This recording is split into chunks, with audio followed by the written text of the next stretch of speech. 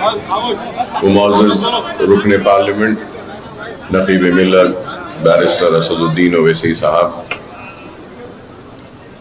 مجلسی اراکین اسمبلی، اراکین قانون ساز کونسل، اراکین بلدیہ،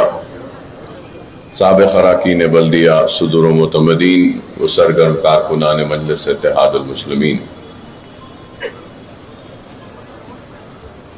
آج کے اجلاس کی خصوصیت اور آج کے اجلاس کی اہمیت کے بارے میں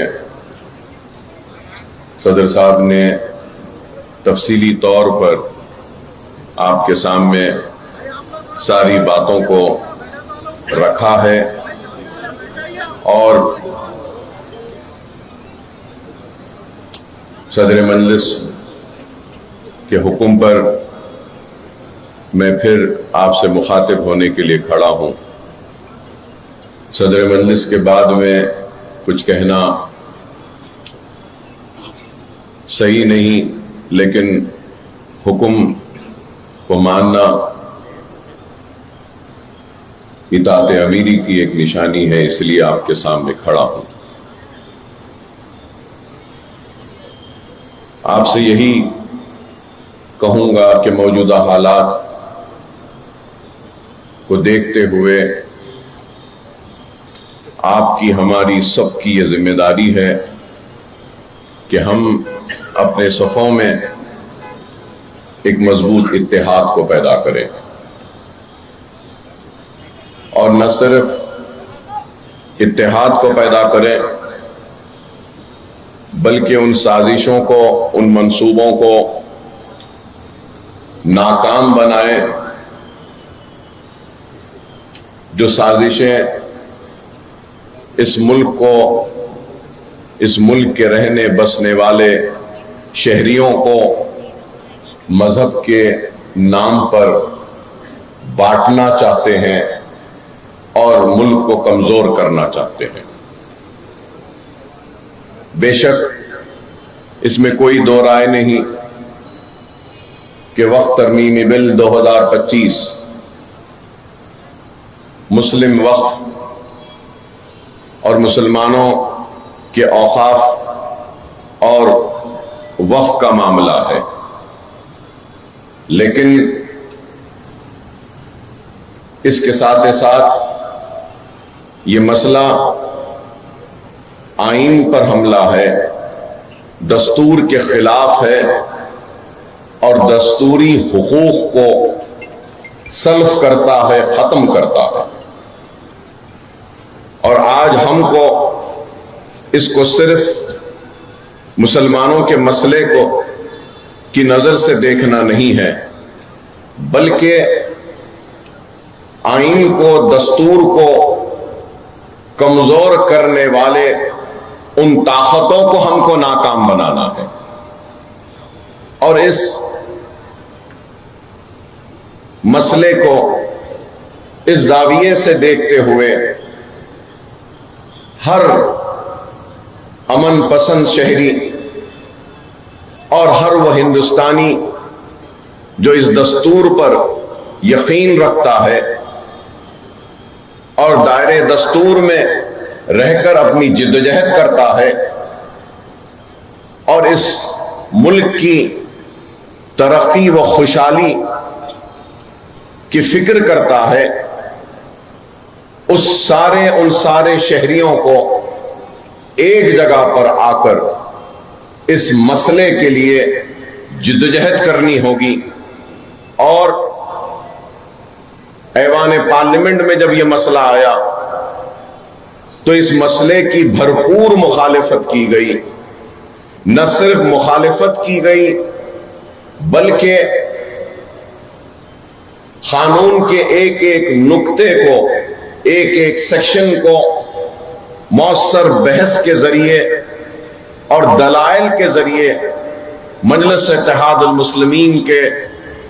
صدر و رکن پارلیمنٹ نقیب ملت بیرسٹر اسد الدین اویسی صاحب نے اپنی مدلل بحث کے ذریعے یہ بتایا کہ یہ قانون کس طریقے سے دستور کے خلاف ہے۔ تو آج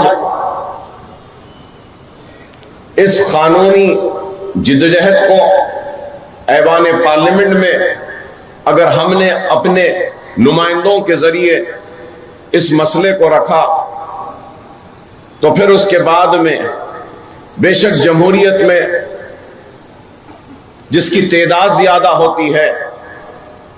وہ قانون کو پاس کر لیتا ہے اور اپنی تعداد کی طاقت کے ذریعے نریندر مودی کی حکومت نے اس قانون کو، اس بل کو بنانے کے لیے اپنی تعداد کا استعمال کیا اور اس امینڈمنٹ بل کو، ساری ترمیمات کو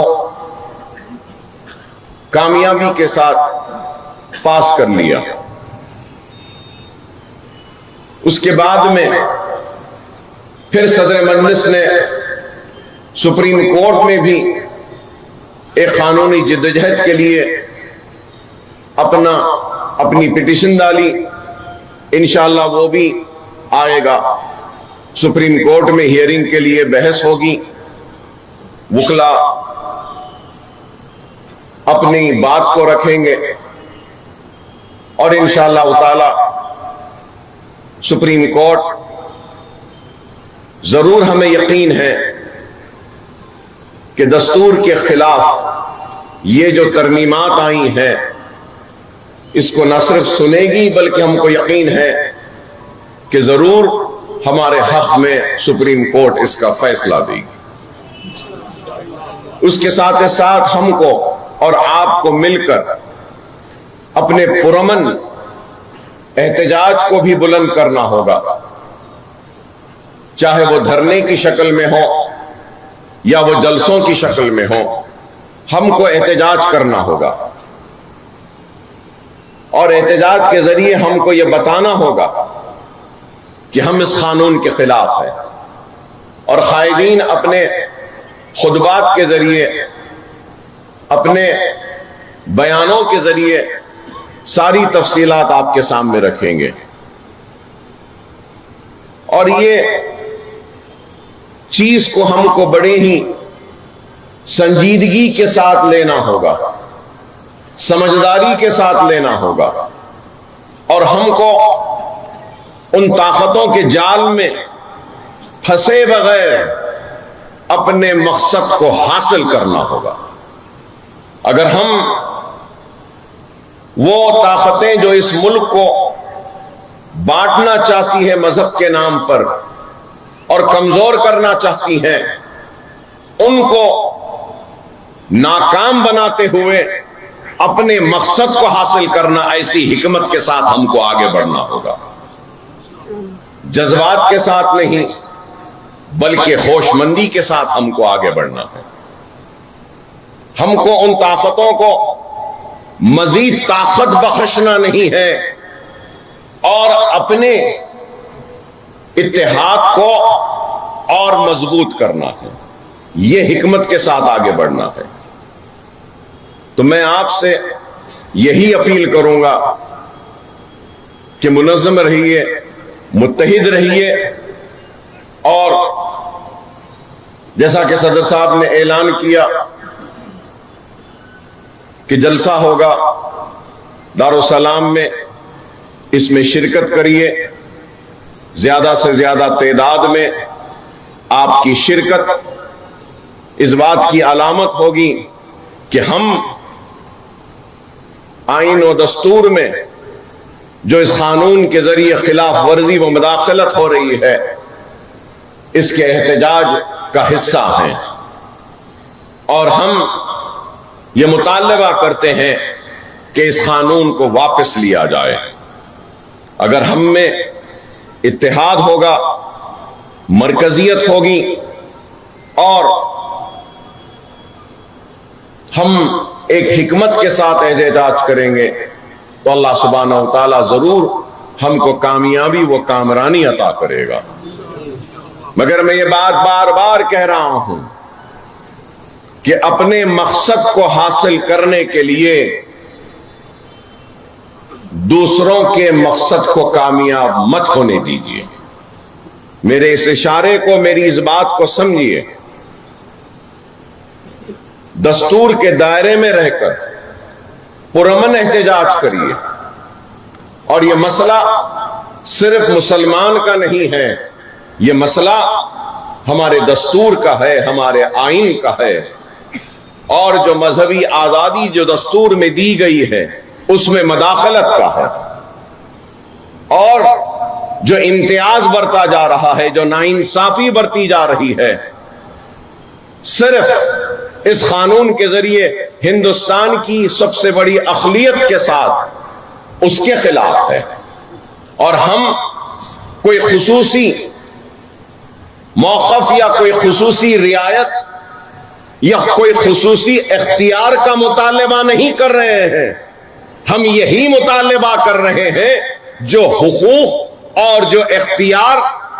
دوسروں کو دیا گیا ہے، ہم کو بھی وہی حق وہی اختیار دیا جائے. ہم کو ذرہ برابر نہ کم کیجئے، نہ ہم کو ذرہ برابر کچھ بڑھا کر دیجئے. ہمارا یہی مطالبہ ہے. اگر ہندو اینڈومنٹ میں اگر کوئی چیزیں ہیں تو وہ چیزیں آپ وقف میں رکھیے. اگر بدھسٹ کو، جین کو، سکھ کو جو اختیار دیا گیا ہے، جو مذہبی آزادی دی گئی ہے، جو دان دینے کے لیے ان کو جو دستور نے اور مذہب نے اختیار دیا ہے، تو ہم کو بھی ان کے برابر ہی خیر خیرات اور وقف کرنے کا اختیار دیا جائے. یہی ہمارا مطالبہ، اور کچھ نہیں. کوئی ناجائز مطالبہ نہیں ہے، ہم برابری کا مطالبہ کر رہے ہیں. ہم کچھ زائد یا کچھ کمی کا مطالبہ نہیں کر رہے ہیں. قانون کے کئی نقطے ہیں، کئی سیکشنز ہیں، کئی چیزیں ہیں، اس پہ قابل لوگ ضرور اس پر بات کریں گے، آپ کے سامنے رکھیں گے. میں ان ساری تفصیلات میں نہیں جاؤں گا، لیکن مجلس اتحاد المسلمین پارلیمنٹ میں جد و جہد کری، سپریم کورٹ میں بھی گئی ہے، عوامی جد و جہد بھی کر رہی ہے، اور مجلس اتحاد المسلمین ایوان اسمبلی میں بھی جد و جہد کرے گی. ہم نے حالیہ سیشن میں یہ مطالبہ کیا تھا کہ ایک ریزولوشن قرارداد منظور کی جائے جس کے ذریعے حکومت ہند پر یہ دباؤ ڈالا جائے اور مطالبہ کیا جائے کہ وقف امینڈمنٹ کو واپس لیا جائے. تو ہم ایوان اسمبلی میں بھی اس مسئلے کو رکھیں گے. اس مسئلے پر ہم اس مسئلے پر اپنی بات کو رکھیں گے اور یہ مطالبہ کریں گے کہ یہ قانون کو ریاست میں نافذ ہونے سے کس طریقے سے روکا جا سکتا ہے. قانونی ماہرین سے رائے لے کر، ان سے بات کر کر اس مسئلے کو ریاست تلنگانہ میں روکا جائے. اور نہ صرف یہ بلکہ ہم انشاءاللہ تعالی ریاستی حکومت سے یہ بھی مطالبہ کریں گے کہ وہ ریاستی حکومت تلنگانہ سپریم کورٹ میں اس امینڈمنٹ کے خلاف جائے اور ریاست کی عوام کا اور مسلمانوں کے جذبات کا لحاظ کرتے ہوئے جس طریقے سے بیرسٹر اسد الدین اویسی صاحب نے سپریم کورٹ میں مقدمہ دائر کیا ہے، ویسی تلنگانہ ریاست بھی جائے. یہ بھی ہم مطالبہ کریں گے. تو بہرحال میں آپ تمام سے یہی کہوں گا کہ فکر کیجئے، اور اگر آج ہم بیدار نہیں ہوں گے تو کئی عبادت گاہیں، کئی مساجدیں، کئی خانقاہیں، کئی درگاہیں، کئی قبرستانیں آج غیر محفوظ ہو جائیں گی. خدا را اس بات کو سمجھو اور اپنے جذبات کو قابو میں رکھو، ہوش مندی کے ساتھ آگے بڑھو، سمجھداری کے ساتھ آگے بڑھو، دائرے دستور میں رہتے ہوئے جدوجہد کرو. کئی مساجدیں ہیں، کئی قبرستانیں ہیں، آج ان کا تحفظ ہم کو کرنا ہوگا. آج ہمارے آبا و اجداد जिस सरजमीन में, जिस जमीन में दफन है, आज हमको इन खबरस्तानों को, इन इबादत गाहों को, इन खानखाहों को और हमारे मसाजिदों को, इबादत गाहों को आज बचाना है। तो बड़ी समझदारी के साथ, दूरअंदेशी के साथ हमको एक होकर जिद्दोजहद करनी होगी। मैं उम्मीद करता हूं कि आप तमाम जलसे में शिरकत करेंगे और जलसे को कामयाब करेंगे। ना सिर्फ जलसे में शिरकत करेंगे, जलसे को कामयाब करेंगे, बल्कि उसके बाद भी जो भी लाहे अमल मुस्लिम पर्सनल लॉ बोर्ड तय करेगा, इंशाअल्लाह ताला आप हम सब मिलकर खांधे से खांधा लगाकर जिद्दोजहद करेंगे और इस कानून के खिलाफ कानूनी लड़ाई दायरे दस्तूर में रहते हुए लड़ेंगे।